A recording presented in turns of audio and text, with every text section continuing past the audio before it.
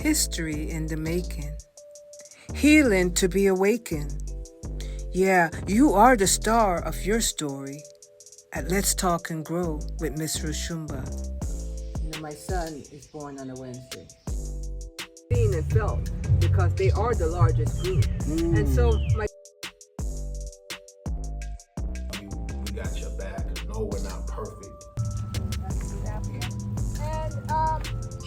So now you know it's time to grow at Let's Talk and Grow with Ms Roshumba.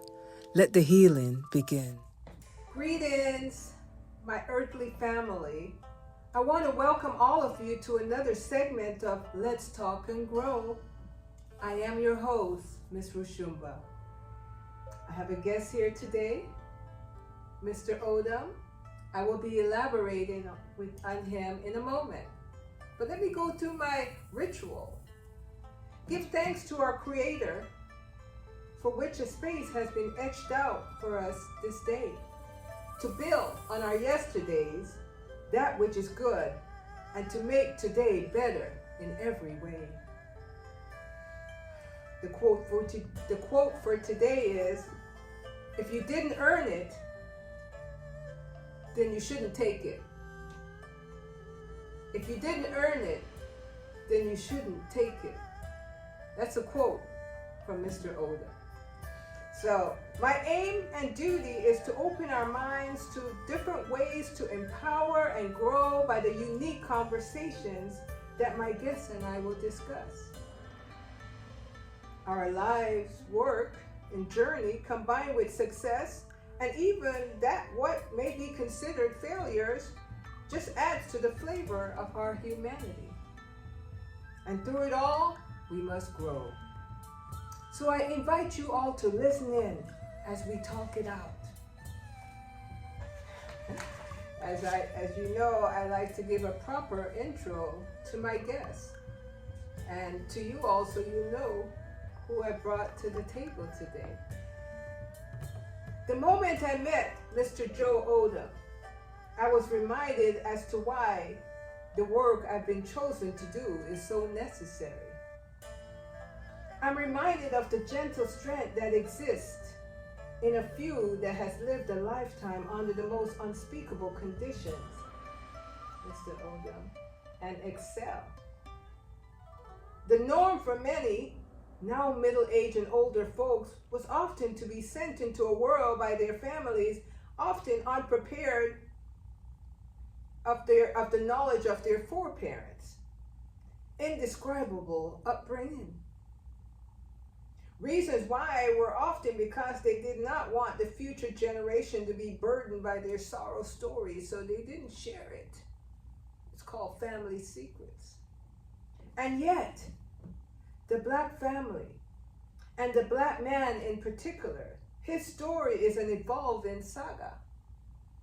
Each generation must deal with the nuances of a system that is built to wire, or let's say rewire, an individual to fit the narrative of their system. And in turn, they are becoming a burden to their own lot. So when you rewire, they become sometimes a burden to their own lot, because it's not the intention of what their mothers and their families really wanted of them. But Mr. Odom is one to be admired and celebrated for having experienced such a journey and to beat the overwhelming odds that had been stacked up against him. And for that, he's to be revered. I chose him to be on my show to tell the ears and the hearts of the folks that may believe that fire is hotter and the battle is endless in their season, to recognize that the passing of the baton will come with instructions. That is why our elder, Mr. Odom, the wise one, that have held back a system to be triumphantly sitting here today, says, if I didn't earn it, then I don't want it. You can't buy me. For you can only go as far, you could only go so far on a dream. Now it's time to talk it out. Mr. Odom. Yes. Thank you so Thank much you. for saying yes to Thank the you. show. Thank you very much for inviting me. Yes. I'm enjoying this. Okay. Appreciate it. Do you like what I shared? Yes, I do. I was hoping that it didn't conflict with who you really were. No, that's me. Okay. That's Okay. me. Yeah. Yes. You Yeah. know, because we met only once before and Yes. kind of had a little pre-interview. Yes, that's yeah. And I had to surmise as to what my spirit was getting from you. Mm-hmm. Yeah. You know. And it's real. My spirit is real. Yes. Yeah. And that's the only way I live is Yes. what you see here is this is 24/7 Yes. with me. You know, Yes. anybody that knows me knows that I'm a real person. You know, Yes. I don't fake things. You know, Yes. I got ups and downs just like anybody else. Yes. But yeah, going through my life, hey, I've always been honest. You Yes. know, and anybody knows me knows that. That's Yeah. correct. An audience, as you can tell, he's a very gentle man. You know, we often refer to men as gentlemen, Yeah. but this is truly a gentle man. That's right. Yep. As a matter of fact, I'm going to ask him to, you know, speak a little bit more higher if possible. You know how I kind of yell. Yeah. But the reason being is I'm still doing the work, the basic work with, I shouldn't say the basic work, the great work with minimal support. Let's say economic support and ways to bring it forward where it is fruitful to you fully. So that's why I speak louder, because I'm back to using my iPhone. Okay. But whatever it takes, I'm going to get the story and I'm going to do the work. You see, because we had to crawl before we walk. And we had to walk before we run. And to still be here in the 21st century, you know, I'm not trying to win no first prize. I'm just trying to do the work of the Almighty. Okay. Okay. So I'm gonna talk it out, Mr. Odom, this afternoon. Yes. Mr. Odom, I have a series of questions that I'm gonna pose to you. I appreciate you that. know, and you know, share with me your heart. Okay, my heart. Your heart. So, Mr. Odom, Yes. as an elder in a country that appears to see no value in the aged, what would you say to future generations as to why you are more relevant than the new technology system they got going on called AI, Yes. artificial intelligence? Yes. You know, tell us why it's important for the youths to try to be the shadow to an elder because of, you know, their journey. Can you speak to that, sir? Yes. Well, I would say young folks, you know, some of my older folks, you really got to listen. You really got to be aware of your surroundings. See, I grew up in a place where, in time that, you know, I had to listen. My mom always taught me, keep your mouth shut and your eyes and ears open. This is how you're going to learn what's going on around you. And always be kind, always be humble, you know. That way you can get more with being nice and kind than to be mean. Exactly. I never was raised up in a mean environment. My mother and father always taught me, you know, trust your heart. My mother always loved my brother and I with all her passion. And we had a hard time.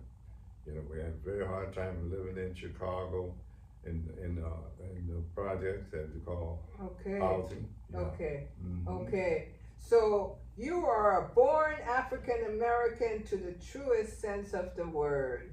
Yes. You're not an immigrant. Yes. Please define to us what that means to be born here. Because as I sit here today, you know, we're in the same hue of color as you. Yes. I'm an immigrant.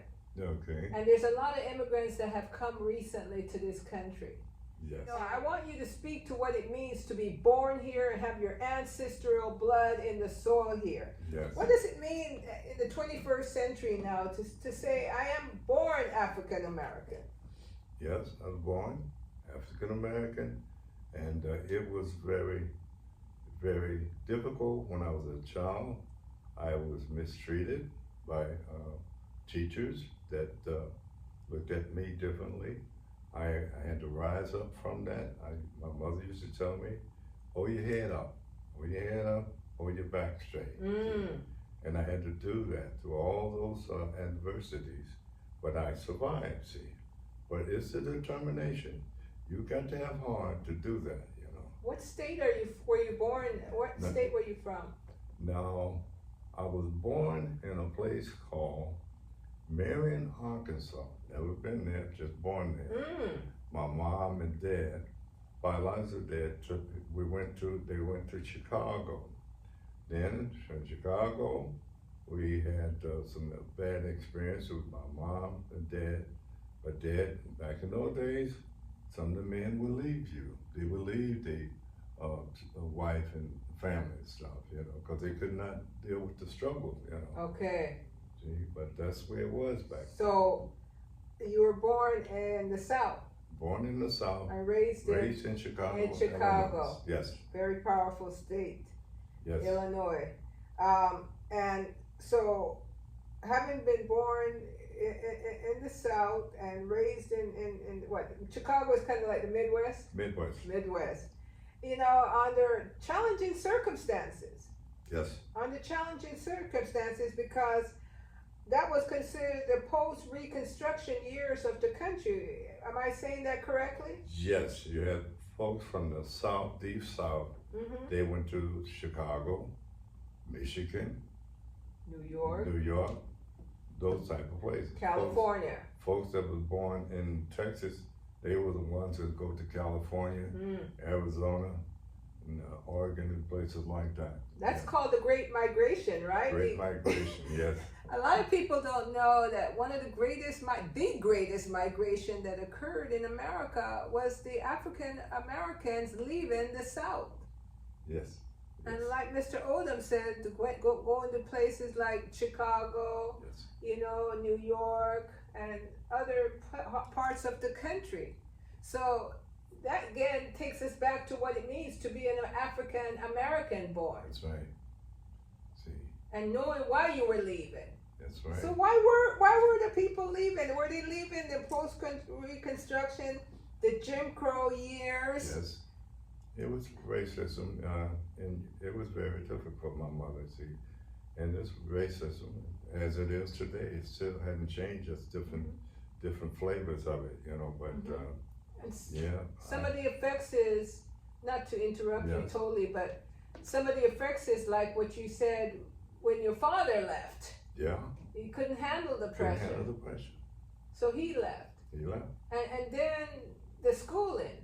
Yes. The effects of it as a young boy in the schooling. Let's talk a little bit about the how it affect you in the schools, because those were the segregated years of school, right? That's right. And it was very, man, oh man. I remember the first, second grade, I was mistreated. It was all black. You know, South side Chicago. It's basically black. And the school that I went to during that time was all black, you know, and were the teachers black? No, she was white. Oh. She was white. And, you know, wasn't the best of the teachers. I can remember being mistreated. You know, I was always in the last seat in the last row. And that was a challenge, you know. I can remember one time she put me in the closet, you know, kind of stuff. Back then, the teacher would, if you weren't progressing, they would put you in the corner. See, I remember that, see. So, would you say, Mr. Odom, that they really wanted you to progress, or were they doing that to break your internal youthful spirit? To break your spirit, see. But again, my mother, I would come home and my mother, she didn't have a 7th, 8th grade education, but she loved her son, Joe.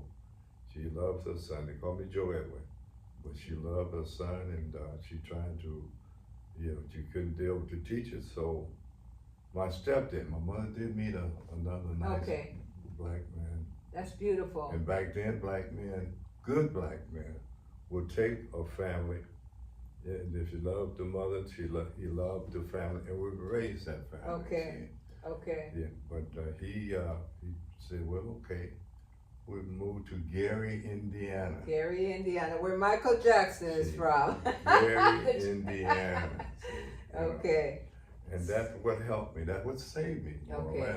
The support. And we ended up going to a black school there in Gary, Indiana. Black teachers that was very, very supportive of us, and that's how I started learning. See, I started playing catch up. And that's what saved me at that time, during those times. Yeah. And did you see the value of education during that time? Did you or was it mom making sure that you got that education? Did you see the value as a young child that you were kind of shortchanging the early parts, and playing catch up meant that you're gonna pay attention, you're not gonna just play because She did the best she could. My father, he worked, but my mother, she was the one. She was the one that kept my heart going. And so you can do good, I was. So she motivated you. She motivated me in more than one way. Sometimes I would get the little spanking, but she kept me going. Yes. She kept me going. Okay, so you ended up being very bright, would you say? No, I was just average. I was just an average student. Average. But I had good classmates. Okay. That would say, Joe, you can do this. They would help me with my multiplications, and they helped me with my writing skills. Yes. And they helped me with because see, it was family back there, all black. See, there was no racism, we always tried to help each other. Yes. See, and I have classmates that I've been knowing since 5th grade. See, and we still communicating today. Look at that. Yeah. So you work together. You weren't working. You weren't competing against each other. That's and right. if you do, it's to get the better grade so that you could all That's rise. right. There's healthy competitions, right? There But was. there's some that. Yes, we had classmates that got succeeded on the honor roll and stuff like that. But I knew everyone. I always say I knew the good, the bad, and the ugly. Right. See, I always knew that. See. Yes. So I was able to get along and get in and out of situations, just because the way I carried myself. That's correct. Yeah. And the teachers, what were they? Did they love you? Yes, they did. Yes, they were very disciplined, and they make sure that you did your bring your homework from school. You make sure that you did your tests. They was good teachers. I mean, they were the best. They were the best I had all the way through high school, from the 9th grade all to the 12th grade. All African American teachers. From the janitor to the principal was all black. So I guess I would want to ask you, you were out of school when integration occurred, when schools started integrating in the 50s, right? The late 50s is with the 1957, and the actual integration occurred in 1963. That's right, yeah. See, and I come out in the year of 1961. That's when I still have my school book. Yearbook? Yearbook, and it's just like a Bible to me. Oh my gosh! It was all black. It was black and white, and and I still keep half of my classes already passed over, but some of us still around. We still keep up with each other. So audience, after 60 years. Because looking at the cover of it, it is in good condition. Brand new. That's right. You see, so he valued that journey. That's right. He valued education. He valued the people that he collaborated with and was able to be successful. That's right. But Mr. Odom, I wanted to ask you though, because it's been about 50 years now. Last year made 60 years, since integration. Yeah. And there's a lot of the young youths, they're dropped out of school, they are not learning in the 21st century, they're not learning, not because they're not capable, but I think it goes back to what you were talking about in Chicago, and sometimes the educational system is not supporting That's right. our youths. That's right. And that's by design, see, because they want to keep us from gaining that knowledge, you know. And but our young folks, my grandkids, I have about 11 to 12 grandkids, and I stress to them, you know, you got to get them grades up, you got to do your homework, you got to be the best that you can be, you know. Yeah, and like I said, Grandpa, if you didn't earn it, you didn't want it. See, you know, I can't be bought, you know. See, there's no way you're gonna get around it. You got to do your homework. You got to stay focused. You know, you got to have love. See, now this social media has really turned off a lot of our young teenage girls, Right. the boys. You know, they not challenging. Right. They just sit back and, you know, they read what's on the social media. Correct. See? And some of the families are, single mom trying to raise kids. Yes. No male or role model. You're gonna have some problems. You're gonna have some problems. Yeah. And so, in your time, the educational aspects of things, you had to be able to, you got the support from your mom, That's from all your I had. family. My mother. And then when you left Chicago and went to Gary, Indiana, Yes. you got support from the teachers that look like you. Yes. So what I'm hearing you say is that the children now have a different kind of challenge with technology and integration not working. To me, Yes. would you say integration isn't working for us? Would you say that? Integration is as a word that you know, it don't it doesn't work nowadays. It's all about being who you are, caring about who you are, you know. And but the family structure. See, I'm old school. Yes. The family structure. See, you know, we come home and you welcome at home. You sit down and eat dinner. You know, that is Together. Together. They is not doing it now. Yes. They have a McDonald's or the pizza, and they go out and they don't. My childhood, we played together. Yes. We did things together, you know. But these kids, you know, my grandkids, they pretty solid. I got 3 sons, and they got, my grandkids are solid. Yes. Because the way my sons were brought up. Correct. Because I gave them love. My wife and I, their mother, we gave them love. See? Good role model. Yes. Good role model. And I'm going to delve deeper into the importance of this family and how it's structured and how it works when you work together and do what is necessary as a family, that foundation, the effects of it in the community, the effects of it in even how the children will accept education in the schools when it's not really, when the system really don't care if you get it or not. So I'm gonna ask, and I'm gonna delve deeper in that in a moment, but I'm gonna ask you, you know, the education, I'm sticking with that for a little bit longer because you see, there is a pipeline that's currently in place for especially the African American males, that if by 3rd grade you are not able to read and write, you know, you often find yourself, you know, in trouble. And by a certain age, between your adolescent age, when you start to explore in this world, you find yourself dealing with the judicial system. Yes. And now you spend many years behind bars. Yes. And you are a father to how many sons? 3 sons. 3 sons. 3 sons. And you too came from a family of just males. Yes. Did you I have have a sister? younger brother. I had a younger brother. I'm 4 years older than him. And it was just me and him. All our neighbors in our neighborhood, they were big families. Okay. 7, 8 kids. Yeah. Okay. But my family, my brother and I, we was only 2. 2. And all we had was our mother. See. Okay.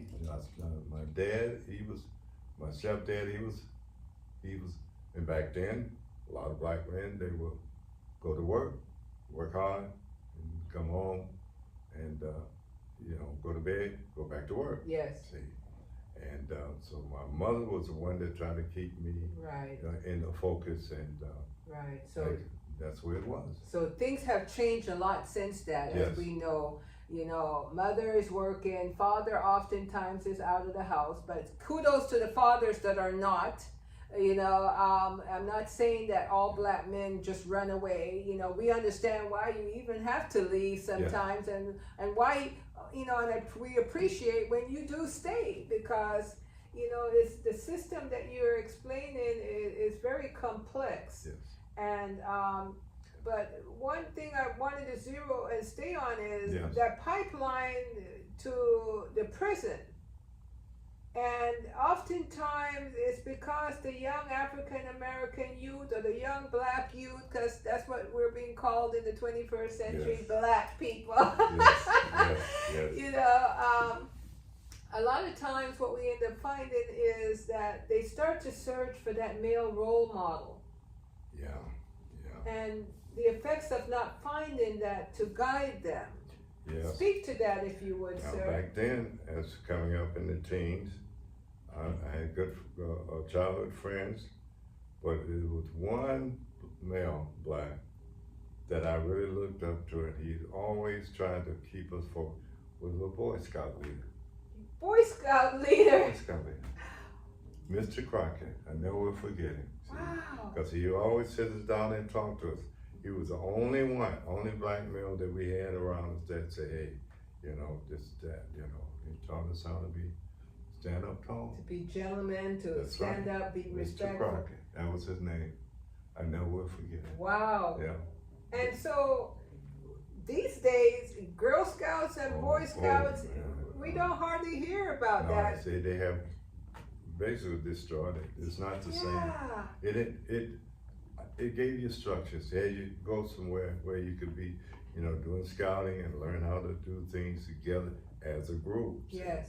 They don't exist now. So what exists in this place, would you say, is that playing basketball and football and soccer? Is that? Yeah, I played basketball, but I wasn't the best of the basketball players. But and that's another thing. See, the athletes that's out there now, they thinking like everybody, all they want to be is a pro basketball player or a singer, but a small percentage of people make that. See, You hear that? Just a small percentage. Small percentage. See. So in the meantime, you got to learn how to be able to take exams, pass a test to get qualified. You got to learn how to do an interview. See, Right. a lot of our folks don't know how to do interviews. See, they don't. It's just and it's by design now. Yes. But you got to do your homework. Yes. And I've always did my homework. I used to get up late at night, trying to study, trying to figure out how to be a better person. Look at that. And so young people, oftentimes they stay up late at night on their phones doing other things. Yes. So, Yes. Mr. Odom is really giving us real jewel. And, like I talked about, and he mentioned, the father not being in the home sometimes, for the man especially, creates that void that you have to search out how you're going to get that missing information. Yeah. And so where should a young youth go to, since there's no Boy Scouts and everything is kind of hurtling them in towards sports of some kind? Where else can they get that information that would make them solid and sit up straight? Can you talk to the men that are out there that may have some understanding like you, based on where they've come from, as to what they could do, maybe creating a new type of Boy Scouts or the Boy Scout. Yeah, now the way it is now is, some cities, some schools, Sacramento, they have youth programs, and you have to, you got to seek them out, and it's hard, Now here at the Foreign Square, we got different types of programs going on for the youth here, and all you got to do is But you gotta want it, you know. Yeah. You gotta want it. Yeah. See, that's a saying, you know. Just to sit back and say, well, nobody cares. But you gotta care for yourself, you know. Yes. You gotta believe in yourself, you see. When I talk to my grandsons and my granddaughters, I say, hey, we can do it. I paved the way for you. Yes. You can do it. You have to have someone to pave the way. Yes. But a lot of our kids don't have that, see, you know. They don't have that. Yeah. They don't even know who their cousins are, you know. Yeah. Everybody's going different directions, see, you know. That is a problem. That's a problem. But there's YMCA's are good. Yes. They still around. YMCA's are still around. Boys clubs are still around. Yes. See, boys and girls clubs are girls still club. around. But you gotta seek them out. You gotta want it. You gotta want it. And you know what? We're gonna wind down segment 1 on just what he says. You gotta want it. You gotta want it. Because, you know, and I may even add to it that some of these symbolic foundations and organizations that were there in his time, not being here in this time, will also give you a motivation to create something. You see, to create something too, because although you don't have the Boy Scout, you don't the way he had it. Mm-hmm. You even the YMCA may have changed the way it does things, but you know what you're yearning. And to be courageous and say, I'm going to create what it is that I want. And I'm going to create, as an elder, what the youths want. Because this is a new century. And it's not without its challenges, but it also has some great things, opportunities that Mr. Odom's generation did not have. And he sits here in the 21st century to tell you that if you want it bad enough, you can earn it. Yes. That's the only way. It's the only way. So there is no shortcut. No shortcut. No shortcut now. You know, it's hard work. Hard you work. gotta get up. You know, sacrifice. That's the only way you're gonna earn it. So this is segment 1.